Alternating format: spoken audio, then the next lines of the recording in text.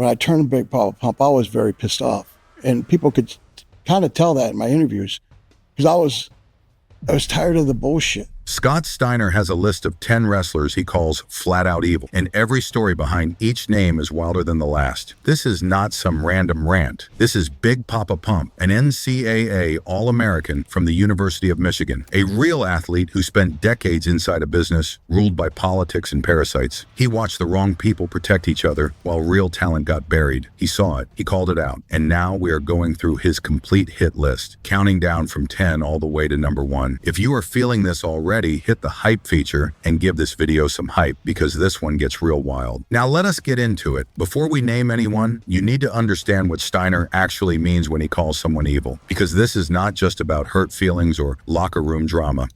This is about a man who grew up believing in a code: work hard, be tough, earn your spot. And then he stepped into the wrestling business and watched that code get shredded day after day by people who played games instead of working. Scott Steiner was not a showman by default. He was an athlete first. He trained at the University of Michigan, competed at the highest level of amateur wrestling, and came into this business with legitimate credentials. When he looked around the locker room, he expected to see the same thing: hard workers, real competitors, men who earned what they had. What he found instead was a system built around politics. In Steiner's world, evil takes a few different shapes. The first kind is political sabotage. This is when a veteran uses his experience or his backstage power to slow down a younger talent who is starting to get too hot. Instead of helping the business grow, these men protect their own position. They work with the bookers. They control match outcomes. They make sure no one passes them. The second kind of evil is what Steiner calls parasitic control. This is when a star cares so much about his own image that he will change the entire direction of a show just to make himself look better. He does not care about the young guys. He does not care about the company. He only cares about protecting his brand. The third kind is nepotism. Pushing your son, giving your friends the top spots, making decisions based on who you like rather than who the fans want to see. This one burned Steiner every time he saw it happen, not because it meant real talent was getting pushed aside for people who had done nothing to earn it. The fourth kind is what Steiner calls bitter taskmaster leadership. These are the old school bosses who ran things like it was still the territory era, banning moves, cutting pay, treating athletes like they should be grateful just for having a job. These men did not adapt. They did not grow. They just held the keys and refused to let anyone else through the door. The fifth kind is chaos writing. This is when someone comes into the business from outside, treats professional wrestling like a soap opera or a talk show, and tears apart the credibility it took decades to build. All swerves, all shock value, no real athletic competition underneath it. These 5 types of evil run through every name on Steiner's list. Some are guilty of one kind. Some are guilty of all 5. And when Steiner talks about them, he is not just venting. He is giving you the anatomy of how a great business gets broken from the inside. So let us start counting down, starting at number 10. Number 10, the Ultimate Warrior. Right away, some of you are going to say, come on, the Warrior was one of the biggest stars in the history of this business. And that is exactly the problem. That is the whole point. Scott Steiner does not measure greatness by how loud the crowd was. He measures it by what you could actually do. The Ultimate Warrior, in Steiner's view, was a walking, screaming illusion. All that energy, all those ropes shaking, those wild promos where nobody could understand what he was saying. Steiner looked at that and saw one thing clearly: this man cannot wrestle. To someone who came from a legitimate amateur background, that matters enormously. When you have competed at the highest level of real wrestling, when you have been tested by actual athletes in actual competition, you develop a very sharp eye for who can really go and who is faking it. Steiner took one look at the Warrior and saw a guy who got to the top on aesthetics, on a big physique, on face paint and running fast to the ring, not on skill. And the problem was not just the lack of skill. The problem was that the Warrior was erratic, difficult to work with, unpredictable in ways that made everything harder for everyone around him. In a professional environment, you need your colleagues to be reliable. You need to know that when you step into that ring with someone, they are going to do their job properly. And the Warrior made that nearly impossible for a lot of the people he worked with. Steiner viewed that kind of behavior as deeply disrespectful, not just to the craft, but to every legitimate athlete who had put in the work to actually learn the business. When a guy who cannot really wrestle is sitting in the main event, that means a guy who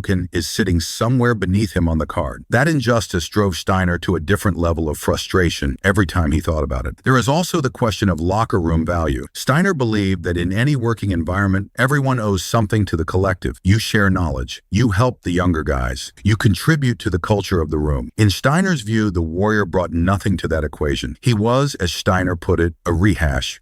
Someone who existed in the main event purely because of how he looked, and not because of anything he could teach or contribute to the business around him. The Warrior's promos were legendary in the sense that nobody could follow them. And to Steiner, that was not charm. That was not personality. That was a performer hiding behind chaos because he did not have the goods to back it up in a straight line. That is the evil Steiner identifies at number 10. Not wickedness, not malice, just the triumph of the performer over the athlete, of presentation over substance. In a business that Steiner believed should reward hard work and real skill, the Warrior represented the opposite of everything he stood for. Number 9, Vince Russo. This one is interesting because Vince Russo actually liked Scott Steiner. He pushed him. He booked him to win the WCW World Heavyweight Championship. So why is Russo on the evil list? Because Steiner's issue was never personal with Russo. His issue was with what Russo did to the business itself. When Russo arrived in WCW, he brought what people called crash TV. The idea was simple. Keep things moving. Always have a twist. Always have a swerve. Never let the audience settle. Short matches. Constant surprises. Blur the line between what is real and what is not. And for a while, some of that worked on the surface. But Steiner watched all of it and felt sick inside. Because what Russo was really doing, underneath all the noise, was destroying the credibility of professional wrestling. He was treating it like a talk show, like a soap opera. See, Steiner had heard that Russo was heavily inspired by the Howard Stern show and trashy daytime television, and it showed in every page of his writing. It felt like someone who had never laced up a pair of boots trying to explain to trained athletes what the fans wanted to see. The examples of Russo's incompetence became legendary inside the business. Steiner talked about a 49ers match where the whole concept involved attaching a box to a pole, and Russo could not even manage the basic logistics of getting that box onto the pole properly for the segment. This was a man running one of the biggest wrestling companies in the world, and he could not handle a basic physical prop for a match concept he himself had created from scratch. Then there were the worked shoot angles. The idea was to make things feel real by deliberately blurring the line between the character and the actual person, using real relationships and real tensions as the material for television. The problem is that when you push that approach too far, audiences stop knowing what they are watching. Is this entertainment or is it an actual breakdown on live television? That confusion did not create excitement. It created discomfort, and it made the whole product feel unstable and cheap to anyone paying attention. Steiner did not hate Russo as a human being. He acknowledged that Russo gave him real opportunities and genuine support, but he hated what Russo stood for. A man who had wandered into a position of enormous power and then used that power to tear apart everything that made the business feel legitimate and worth respecting.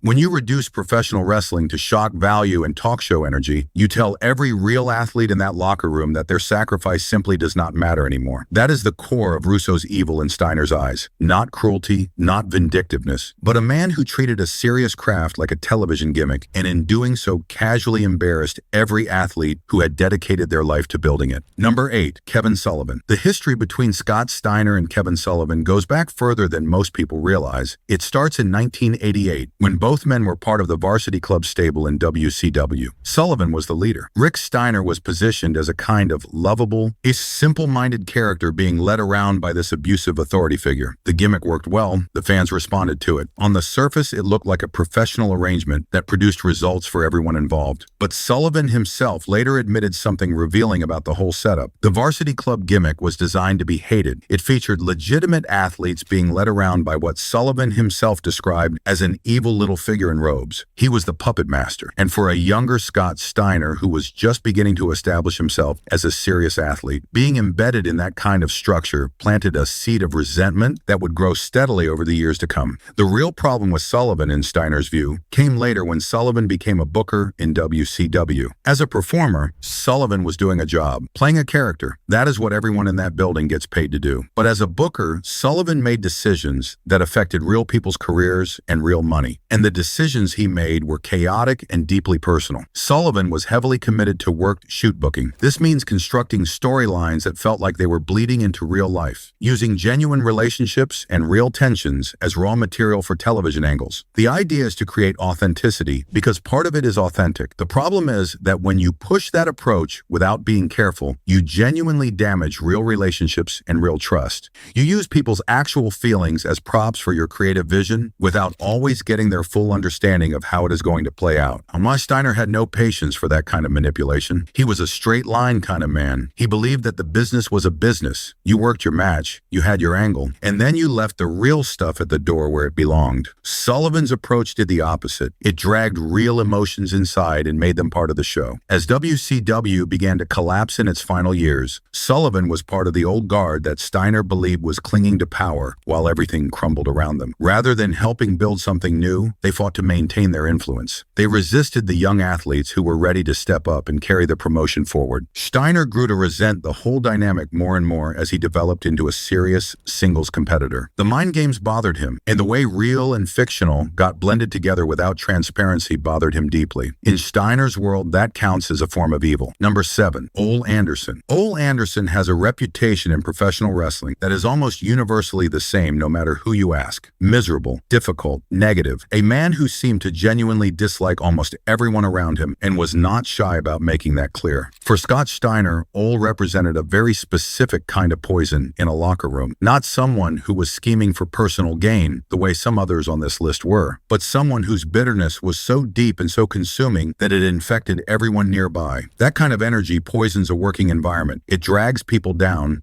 It creates an atmosphere where no one feels genuinely good about showing up. Ole's specific issue with the Steiner brothers came down to a very revealing moment that said everything about his worldview. Ole Anderson wrote in his book that the Steiner brothers had killed the mystique of the Road Warriors. His argument was that by out-wrestling them in matches, by demonstrating that the Road Warriors could be outperformed by faster and more technically skilled athletes, the Steiners had exposed the limitations of the Road Warriors and damaged the aura those men had spent years carefully building up. Think about that argument for a moment. Ole was essentially saying that Scott and Rick Steiner should have done a worse job in their matches in order to protect someone else's reputation. That they should have deliberately held back their own ability, suppressed their own athleticism, and intentionally underperformed so that a manufactured image could survive contact with real competition. Steiner's response was exactly what you would expect. He was not going to destroy himself professionally to protect someone else's manufactured mystique. He was an athlete. He competed. He performed at the highest level he could every single time he stepped through those ropes. If that made someone else look less impressive, that was not his problem. That was simply the reality of genuine athletic competition meeting a carefully constructed image. But Ole had enough influence in the booking structure of WCW at various points to make his negative opinions felt in practical ways. And he was someone who could walk into a booking meeting and talk down a talent, who could plant seeds of doubt in the right conversations, who could quietly slow down momentum that had been earned through genuine hard work. To Steiner, Ole Anderson represented the evil of professional bitterness, a leader who sought to suppress innovation and athletic excellence in favor of protecting an outdated vision of how the business should look. In a healthy environment, the best athletes rise. In a locker room shaped by Ole Anderson's worldview, the athletes who rose were those who stayed inside a narrow lane, and anyone who broke out of it was a problem to be managed rather than a talent to be celebrated. Number 6, Bill Watts. And Bill Watts is one of those names in wrestling history that gets complicated reactions depending on who you ask. On one hand, he is a legitimate old-school tough guy, a man who ran his territory with an iron fist and demanded a gritty, hard-nosed style of professional wrestling that some people deeply respect. He believed in the athletic legitimacy of the sport and hated anything that felt gimmicky or cheap or theatrical. On the other hand, Scott Steiner will tell you that Bill Watts was one of the most restrictive and ultimately damaging figures he ever had to work under. And the reasons he gives are specific enough that they are hard to simply dismiss. When Watts took over as the head of WCW in the early 1990s, one of his first major decisions was to ban moves off the top rope. Flat out ban them. No one was allowed to climb up there and execute a move anywhere in his promotion. His reasoning was that it looked too flashy, too theatrical, and it moved away from the kind of hard competition he wanted to present to the audience. For a younger generation of athletes who had grown up watching a more athletic and acrobatic version of professional wrestling, that rule felt like being asked to perform with one hand tied behind their back. These were men who had spent years developing specific skills, specific moves, specific ways of connecting with the audience, and suddenly a boss arrives and tells them to cut half of what they do because he personally finds it too showy for his taste. That kind of creative restriction does real damage to morale. It sends a clear message to every athlete in the locker room that their individual development does not matter to the people in charge. What matters is the boss's personal preference and the aesthetic of a bygone bygone era. Steiner also found Watts' coaching style to be fueled at times by personal prejudices that limited the upward mobility of certain talents, regardless of how hard they worked. The feeling from Steiner's account was that some people faced barriers that had nothing to do with their performance and everything to do with who they were as people. The defining moment came in 1992. At that point, Ric and Scott Steiner were the most popular tag team in the entire company. The fans genuinely loved them. The merchandise moved, the matches delivered. By every objective measure, they were at the top of the tag team division.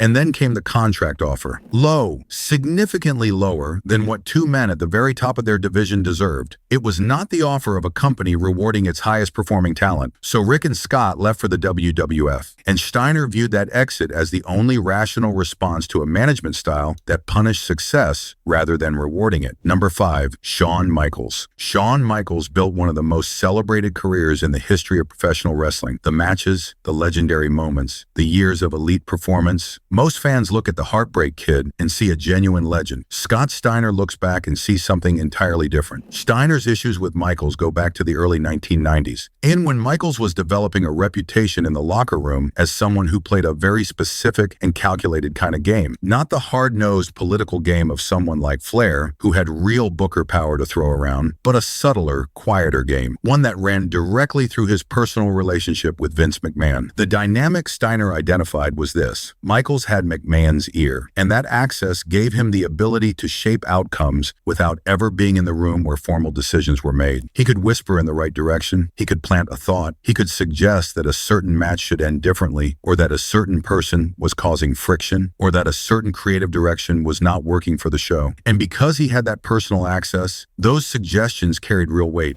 Steiner found that kind of manipulation deeply corrosive because it is invisible. When a booker makes a call you disagree with, you can at least argue with the booker directly. When someone is working behind closed doors through personal relationships, you cannot even address it head on. You just start to notice that certain opportunities keep disappearing, certain things keep going wrong, and you can never quite trace it back to its source. The contradiction that bothered Steiner most was between the image and the reality. Michaels presented himself to the world as confident, cocky, fearless, the Heartbreak Kid persona, not afraid of anyone or anything. But in Steiner's telling, when actual physical confrontation was genuinely on the table, the confidence evaporated with remarkable speed.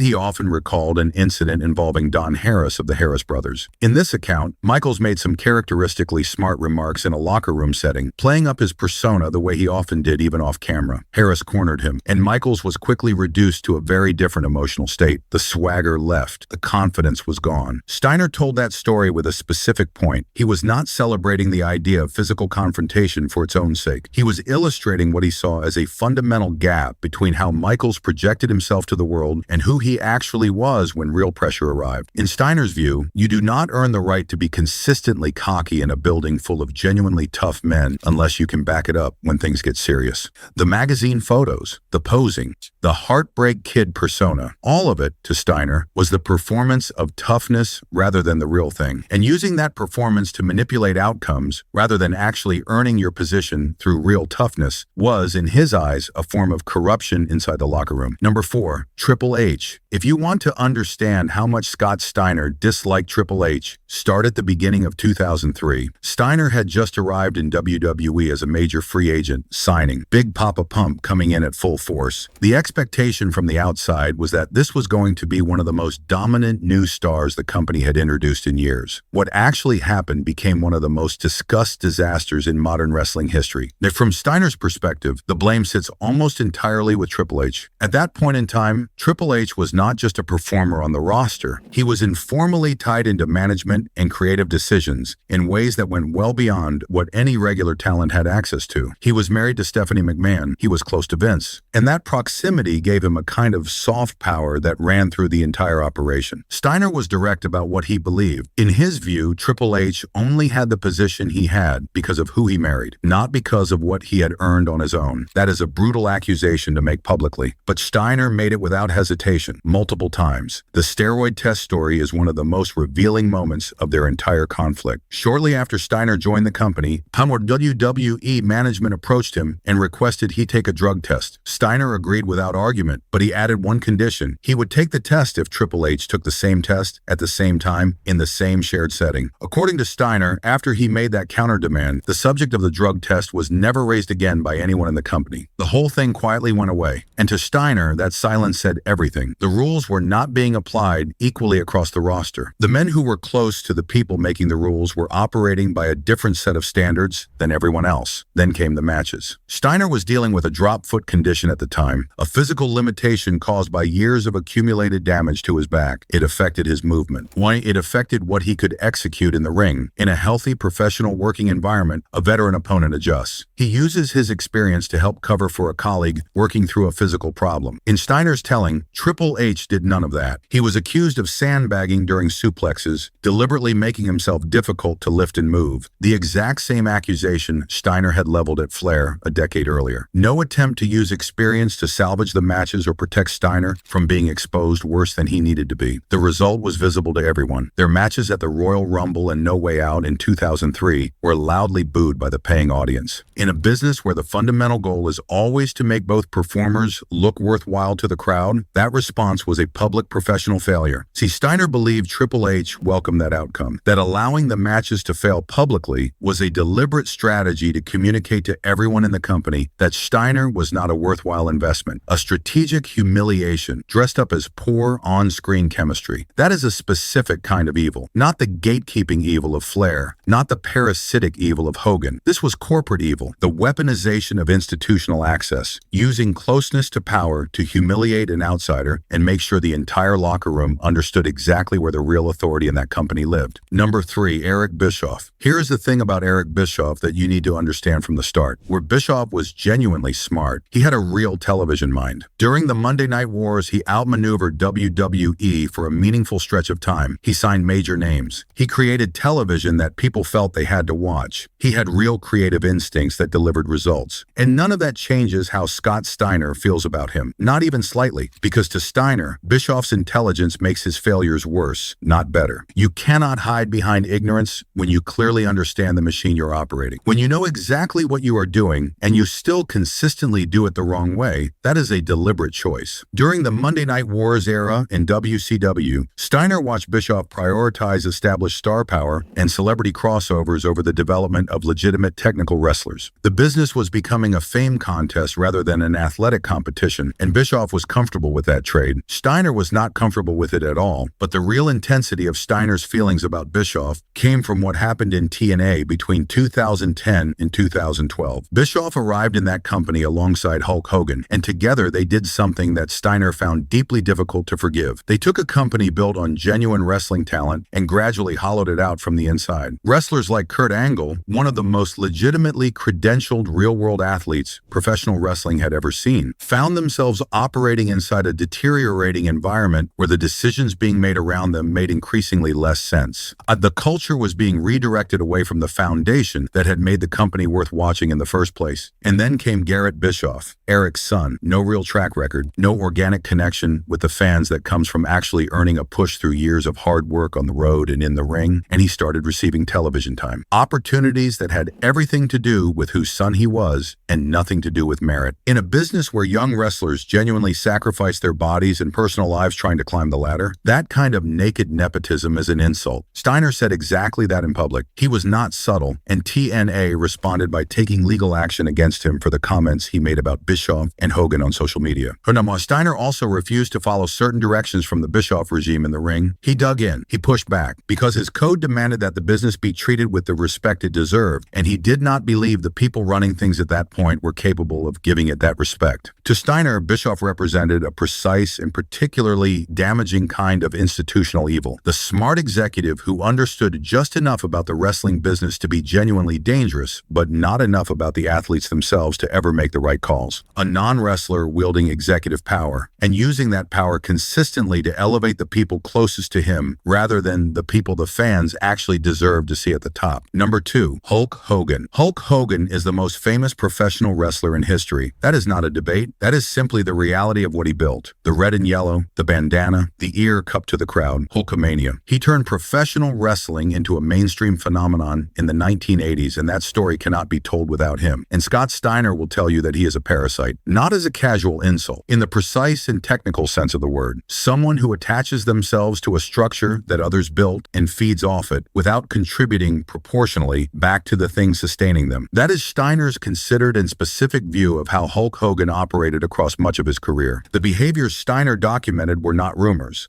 He witnessed them firsthand. During the WCW era, Hogan had developed a very particular routine around live television broadcasts. He would arrive at the building as late as 10 minutes before the show was set to air, and in those 10 minutes, he would review the night's booked matches and demand changes. Changes that reflected his preferred narrative. Changes that served his own standing in the story, regardless of the effect on everyone else in that building. Think about what that means for every other person in that arena. The wrestlers who had spent their week preparing specifically for the matches on the card. The road agents who had laid out detailed plans. The production crew coordinating everything around a confirmed show structure. And then 10 minutes before everything begins, one man arrives and decides he would prefer things to work differently tonight. And because of who he is, that preference becomes reality for everyone else. That is parasitic control. It does not care about the machine it is disrupting. It cares only about the outcome for the single person at its center. Steiner also watched Hogan's influence work actively against the careers of genuinely talented athletes. Men like AJ Styles and Kurt Angle, who were operating at or near the peak of their abilities and deserved clear featured feuds and meaningful television time, instead found themselves navigating around the gravitational pull of Hogan's constant need to remain the most relevant person in the room. Then came 2015, the incident at San Jose Airport before WrestleMania 31. Steiner was at the baggage claim when he encountered Hogan's wife, Jennifer. He told her directly what he thought about Hogan inducting Randy Savage into the WWE Hall of Fame. In Steiner's eyes, that induction was a cynical move by a man who Savage had genuinely despised in real life. It was Hogan claiming credit for acknowledging a legacy that he had not always treated with the dignity it deserved. Steiner described the exchange as blunt but not violent, not threatening, not physical. Hogan went to the San Jose Police Department with a different account. He alleged that Steiner had threatened to kill him and had physically assaulted Jennifer. The charges that followed were serious. Terroristic threats and aggravated assault. 15 years in prison was a real possibility if the allegations held up, and the airport surveillance cameras were checked, and the video evidence did not support Hogan's account at the level being alleged. Steiner maintained he was cleared by that footage, but the experience of having those charges made against him, of having to navigate the legal process, of having his name attached publicly to allegations of that severity, none of that disappears quickly. In Steiner's view, this was Hogan doing exactly what he had always done throughout his career, using his name, his position, and his connections to corporate entities like WWE to ensure that Scott Steiner was the dangerous one in the public narrative of any confrontation between them. Reality was almost beside the point. What mattered was the story you could tell convincingly enough. And Hogan had always been extraordinary at telling stories. Was that is the ultimate evil in Steiner's assessment. Not the late arrivals and the last-minute booking changes, though those things matter too, but the fact that Hogan understood, better than almost anyone in the history of this business, how to manage public perception. And he used that skill without any visible hesitation when his interests required it. Number 1, Ric Flair. Nobody on this list burns Steiner the way Ric Flair does. No grudge runs deeper. No name comes up more often in Steiner's interviews, his promos, or his conversations than this one. The animosity between these two men is widely considered the longest-running and most genuinely heated personal feud in the history of professional wrestling. Not on screen, in real life. I know it starts in January 1991, Clash of the Champions 14. This is the match that, by Steiner's account, broke something in him professionally and never fully healed. Steiner was a rising star at that point, making his reputation primarily in the tag team division, alongside his brother Rick. And then he was given a rare singles opportunity, one-on-one against the reigning WCW World Heavyweight Champion, Ric Flair himself. The match ran nearly 25 minutes and ended in a time-limit draw. From the outside, it looked like a masterpiece of professional wrestling, a young athlete going the full distance with the best performer in the business and showing the world he belonged at that level. But Steiner walked out of that match with a completely different feeling about what had happened in there. He accused Flair of sandbagging him,